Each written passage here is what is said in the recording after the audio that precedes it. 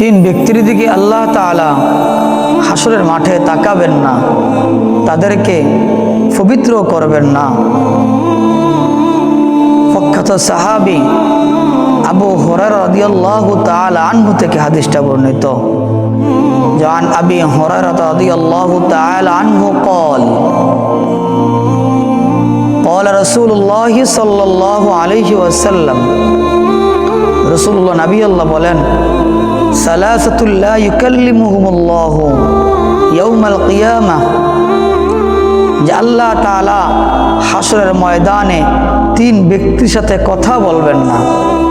ওয়ালা ইয়ানজুরু ইলাইহিম, তাদের দিকে তাকাবেন না।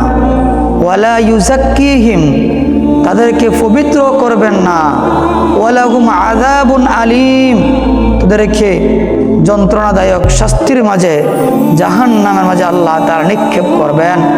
রাসূল বলেন, ওয়াশ-শাইখুজ জানি, এক নম্বরে হলো বৃদ্ধ ব্যভিচারী। ওয়ামালিকুন কাযযাব, মিথ্যাবাদী শাসক, মিথ্যাবাদী দেশের প্রধান।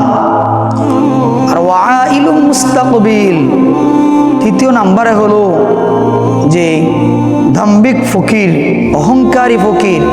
এই তিন ব্যক্তিকে আমার আল্লাহ হাসরের মাঠে পবিত্র করবেন না, তাকাবেন না, কথাও বলবেন না।